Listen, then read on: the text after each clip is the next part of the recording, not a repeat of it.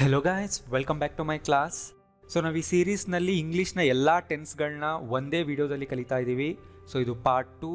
Last class ನೀವು ನೋಡಿಲ್ಲ ಅಂದರೆ ಹೋಗಿ ನೋಡಿ, ನಾನು ಇಂಟ್ರೊಡಕ್ಷನ್ ಕೊಟ್ಟಿದ್ದೀನಿ, ಪ್ರಾಕ್ಟೀಸ್ ಮಾಡಿಸಿದ್ದೀನಿ. ಅದಾದಮೇಲೆ ನೀವು ಈ ಕ್ಲಾಸ್ನ ನೋಡೋದಕ್ಕೆ ಸ್ಟಾರ್ಟ್ ಮಾಡಿ. ಸೊ ಈ ಕ್ಲಾಸ್ನಲ್ಲಿ ನಾನು ತೊಗೊಂಡಿರೋದು ಹಿ ಸೆಲ್ ಬುಕ್ಸ್. ಸೊ ಇಲ್ಲಿ ಸೆಲ್ ಅನ್ನೋದು ಬೇಸ್ ವರ್ಬ್, ಇನ್ನೂ ಅದು ಮಾಡಿಫೈ ಆಗಿಲ್ಲ. ಟೆನ್ಸ್ ಚೇಂಜ್ ಆದಾಗ ವರ್ಬ್ನ ಫಾರ್ಮ್ ಕೂಡ ಚೇಂಜ್ ಆಗುತ್ತೆ ಅಲ್ವಾ. ಸೊ ಈ ಕ್ಲಾಸ್ನ ನೀವು ಹೇಗೆ ಪ್ರಾಕ್ಟೀಸ್ ಮಾಡಬೇಕು? ಸೊ ನಾನು ಇವತ್ತು ಕೊಡೋ ಎಲ್ಲ ಟೆನ್ಸ್ನಲ್ಲಿರೋ ಎಲ್ಲ ಸೆಂಟೆನ್ಸ್ಗಳನ್ನ ಬುಕ್ನಲ್ಲಿ ಬರ್ಕೊಂಡು ಫಸ್ಟ್ ನೀವು ನೋಡಿಕೊಂಡು ಜೋರಾಗಿ ಓದಿ, ನಿಮ್ಮ ಸ್ಪೀಡ್ನಲ್ಲೇ ಓದಿ. ಆ್ಯಂಡ್ ಇದನ್ನೇ ರಿಪೀಟೆಡ್ ಆಗಿ ಮಾಡಿ, ನಿಮಗೆ ಫ್ಲೂಯೆನ್ಸಿ ಬರೋವರೆಗೂ ಮಾಡಿ. ಅಂದರೆ ಹೇಳಕ್ಕೆ ಬರಬೇಕು ನಿಮಗೆ ಅಷ್ಟೇ. ಆ್ಯಂಡ್ ಅದರ ಮೀನಿಂಗ್ ನಿಮಗೆ ಗೊತ್ತಿರಬೇಕು, ಮೈಂಡಲ್ಲೇ ಬೇಕಿದ್ರೆ ನೀವು ಹೇಳ್ಕೊಳ್ಳಿ. ಆ್ಯಂಡ್ ಲಾಸ್ಟ್ನಲ್ಲಿ ನೀವು ನೋಡದೆ ಕೂಡ ನಿಮಗೆ ಹೇಳೋದಕ್ಕೆ ಬಂದರೆ ಎಲ್ಲ ಸೆಂಟೆನ್ಸ್ಗಳು ನಿಮಗೆ ಚೆನ್ನಾಗಿ ಅರ್ಥ ಆಗಿದೆ, ಅದೇ ಥರ ನೀವು ಸೆಂಟೆನ್ಸ್ ಮಾಡ್ತೀರಾ ಅಂತ ಅವಾಗ ನೀವು ಅನ್ಕೋಬಹುದು. Present simple. He sells books for living ಅಂದರೆ ಅವನು ಜೀವನ ಮಾಡೋದಕ್ಕೆ ಬುಕ್ಸ್ನ ಮಾರ್ತಾನೆ. He doesn't sell books for living ಅಂದರೆ ಅವ್ನು ಬುಕ್ಸ್ ಮಾರ್ತಾ ಇರೋದು ಜೀವನ ನಡೆಸೋದಕ್ಕಂತಾನೆ ಅಲ್ಲ. Does he sell books for living? Doesn't he sell books for living? What does he do for living?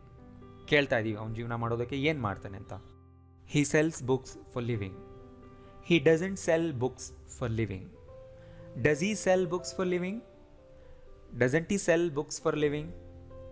What does he do for living? He is selling the books at the park now. ಅವನೀಗ ಪಾರ್ಕಲ್ಲಿ ಬುಕ್ನ ಮಾರ್ತಾ ಇದ್ದಾನೆ, ಅಥವಾ park ಹತ್ರ ಮಾರ್ತಾ ಇದ್ದಾನೆ. At the park ಅಂದರೆ ಪಾರ್ಕ್ ಅನ್ನೋದು ಒಂದು ಲೊಕೇಶನ್. ಸೊ ಈ ಥರ ಒಂದು ಜಾಗನ ಆ್ಯಸ್ ಅ ಲೊಕೇಶನ್ ತೊಗೊಂಡ್ರೆ ಆ್ಯಟೇ ಹಾಕ್ತೀವಿ ನಾವು. ಸೊ ನೌ ಅನ್ನೋದು ಟೈಮ್ ವರ್ಡ್ ಯಾವಾಗಲೂ ಲಾಸ್ಟ್ನಲ್ಲೇ ಹಾಕಬೇಕು ನೀವು. He's not selling the books now. Is he selling the books at the park now? Isn't he selling the books at the park now?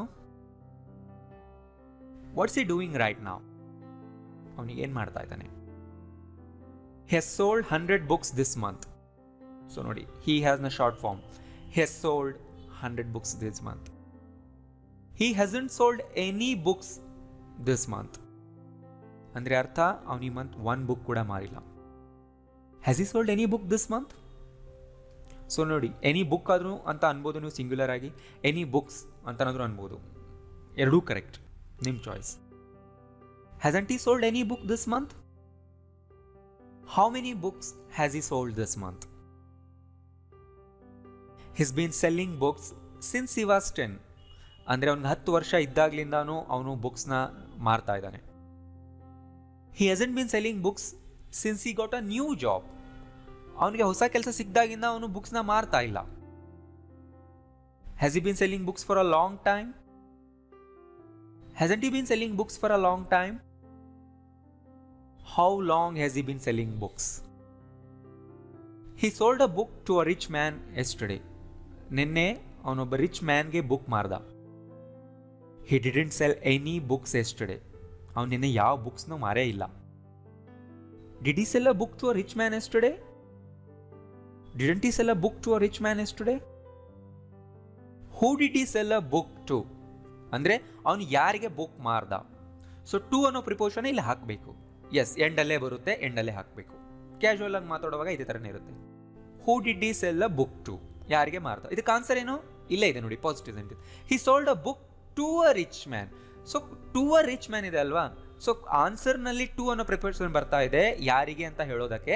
ಆದ್ರಿಂದ ಕ್ವಶನಲ್ಲೂ ಅದನ್ನು ಹಾಕಿ ಕೇಳಬೇಕು ಅಷ್ಟೇ. ಕ್ಯಾಶುವಲ್ ಆಗಿ ಮಾತಾಡುವಾಗ ಇದೇ ಥರ ಕೇಳ್ತೀವಿ. ಇದನ್ನು ಫಾರ್ಮಲ್ ಆಗಿ ಕೇಳಬೇಕಂದ್ರೆ ಈ ಥರ ಕೇಳಿ, ಫಾರ್ಮಲ್ ಸ್ಟೈಲ್ನಲ್ಲಿ. To whom did he sell a book? ಇದು formal style.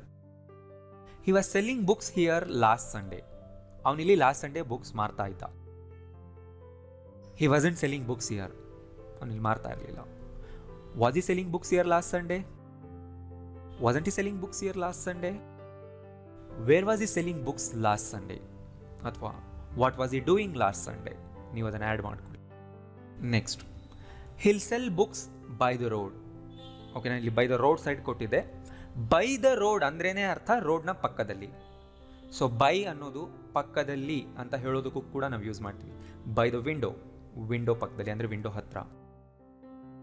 He won't cell books by the road. ಅವನು ರೋಡ್ ಪಕ್ಕದಲ್ಲಿ ನಿಂತ್ಕೊಂಡು ಬುಕ್ಸ್ನ ಮಾರಲ್ಲ ಇನ್ಮೇಲಿಂದ. Will he sell books? Won't he sell books? Where will he sell books? Why won't he sell books? He's going to sell books to that company. So ಆ company ಹತ್ರ ಮಾತಾಡಿದ್ದಾನೆ, decide ಮಾಡಿದ್ದಾನೆ, ಅವನ ಕಂಪ್ನಿಗೆ ಮಾರ್ತಾನೆ. He's not going to sell books to that company. Is he going to sell books to that company? Isn't he going to sell books to that company? Why is he going to sell books to that company? He will be selling books all day tomorrow. ನಾಳೆ ಪೂರ್ತಿ ಬುಕ್ಸ್ನ ಮಾರ್ತಿರ್ತಾನೆ. He won't be selling books all day tomorrow. Will he be selling books all day tomorrow? Won't he be selling books all day tomorrow? What will he be doing all day tomorrow? ನಾಳೆ ಎಲ್ಲ ಏನು ಮಾಡ್ತಿರ್ತಾನೆ?